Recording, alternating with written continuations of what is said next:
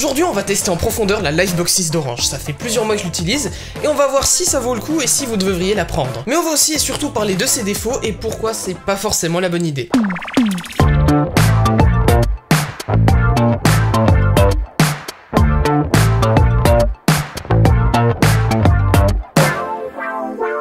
On va commencer par ce qui fait parler le plus les anti-Orange. Ça coûte quand même 50 balles par mois cette merde. Et oui, aujourd'hui c'est quand même l'offre d'Orange la plus chère qui existe. Du coup, on peut attendre que le meilleur de ce prix-là. Mais est-ce que ça vaut le coup? Est-ce que ces euros en plus sont justifiés? Eh ben on va regarder ça de plus près. Déjà pour commencer, niveau design et qualité, c'est une grande amélioration. Je comprends ceux qui nous parlaient de la qualité de la Freebox Delta parce que franchement c'est du même niveau. Ça diffère vraiment des anciennes générations de Livebox, surtout les chinoiseries qui étaient la Livebox 2, 3 et 4. Non, là, avoir ça au niveau de son Media Center, c'est déjà bien plus stylé. Le plastique est quali, il y a cette espèce de tissu qui rend le tout très premium. Non, franchement c'est réussi. Mais la star du show, eh bien c'est surtout ça, l'écran e-ink. Le seul problème on va dire avec cet écran, eh bien c'est qu'Orange ils essayent de nous faire croire qu'ils ont mis ça pour l'environnement.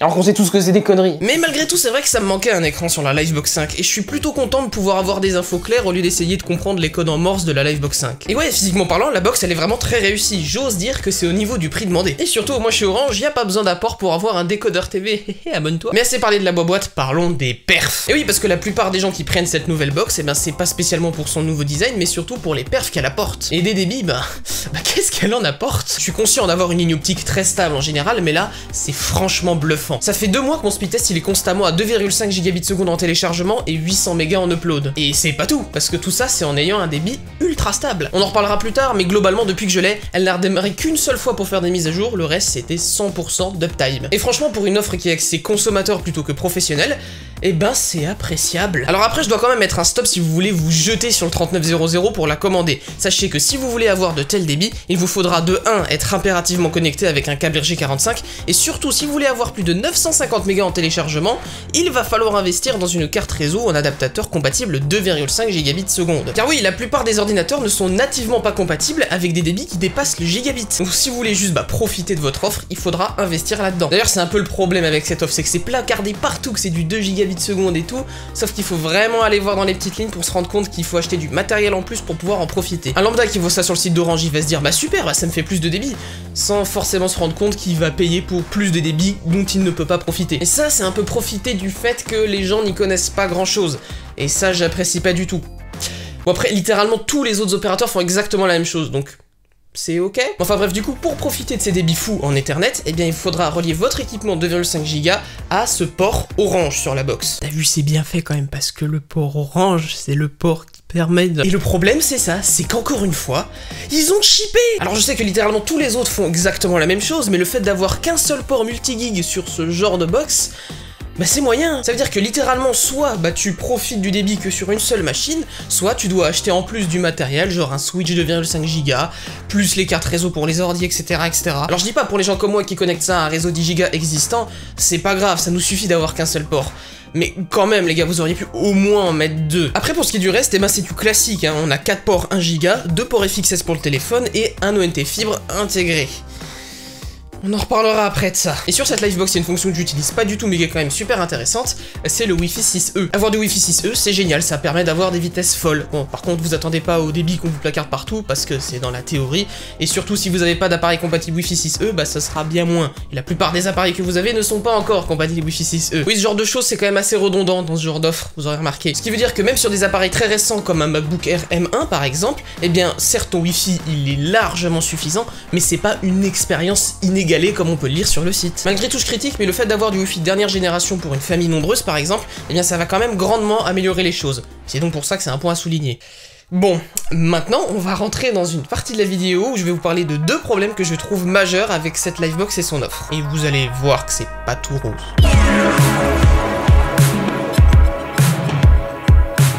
Et juste avant, si tu peux venir jeter un coup d'œil sur discord.imotech.fr, c'est mon Discord où il y a plein de gens comme moi qui bidouillent. Donc voilà, juste viens faire un tour, tu vas voir, c'est cool. Bon, revenons à nos problèmes majeurs. Premièrement, le vrai truc qui me dérange avec cette offre, c'est juste le marketing. Et oui, comme la plupart des offres des opérateurs qui proposent plus d'1 giga, la plupart des arguments, c'est juste du marketing. Tout simplement parce que la plupart du temps, avoir plus d'1 gigabit en téléchargement, ça ne vous servira à rien. Sans déconner, je trouve que je suis humblement un utilisateur plutôt avancé de ce genre d'offre internet, et pourtant je n'utilise la capacité de cette chose que très rarement. Pourquoi me direz-vous? Eh bien tout simplement parce que la plupart des serveurs sur lesquels vous allez vous connecter sur internet, ils n'autorisent pas de télécharger à plus d'1 gigabit par seconde. Et même pire je dirais, parce que la plupart du temps, c'est genre beaucoup moins qu'1 gigabit. Les services de Google, bah par exemple, c'est capé à 1 giga. Amazon Web Services qui représente la plupart du trafic du web, eh ben c'est très souvent capé à 1 giga. Allez si, je peux reconnaître quand même que les serveurs de Microsoft en général, ils sont plutôt chauds à dépasser le giga. Mais est-ce que vous téléchargez vraiment toute la journée des images de Windows, vous?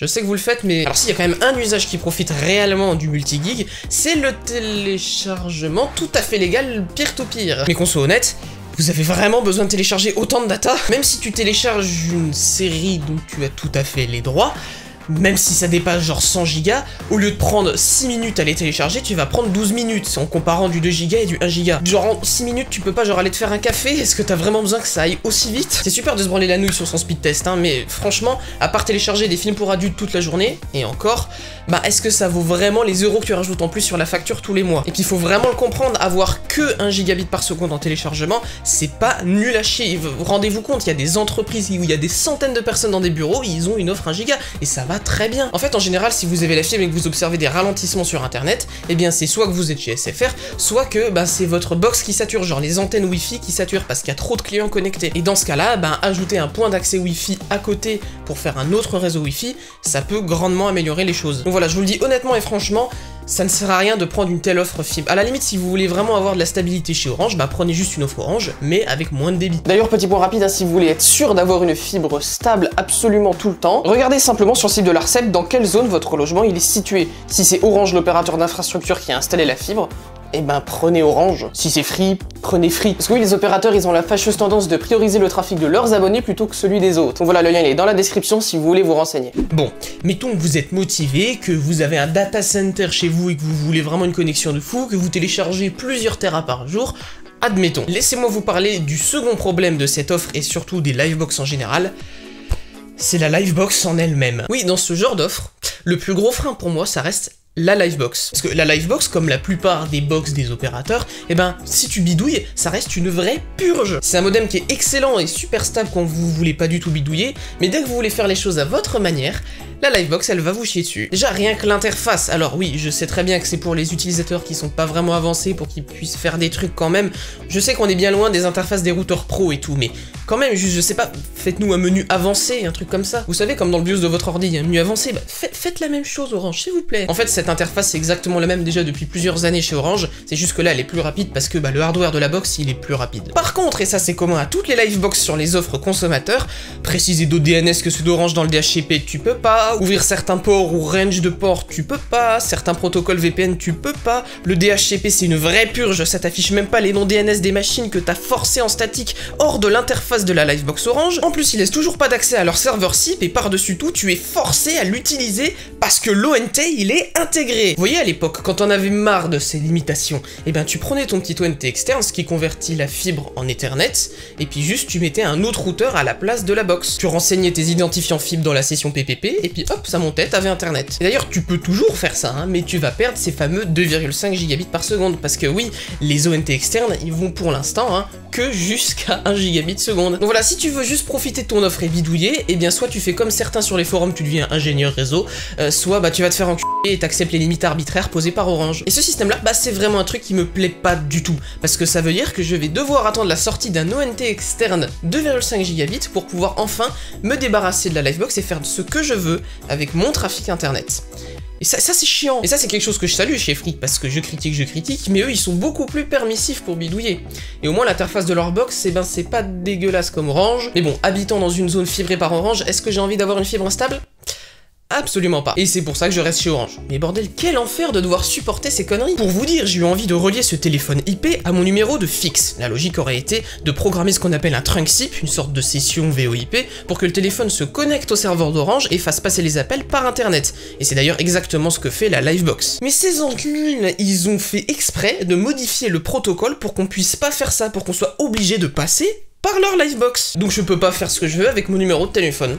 Pareil, ça c'est une petite habitude à prendre chez Orange, hein. Rendez-vous compte, j'ai été obligé d'acheter une passerelle qui convertit mon signal IP en signal analogique, tout ça pour que la Livebox le reconvertisse en IP pour l'envoyer au serveur d'Orange. C'est tellement ridicule, mais des restrictions comme ça, il y en a tout le temps et partout chez Orange. C'est juste trop chiant. Mais bon, quand c'est le seul moyen d'avoir un internet fiable et pas trop cher, bah t'as juste le cul entre deux chaises. Donc voilà. Moi j'espère que cette vidéo elle vous aura plu. Je vous déconseille personnellement de prendre cette offre, mais vous faites ce que vous voulez. Allez, à plus.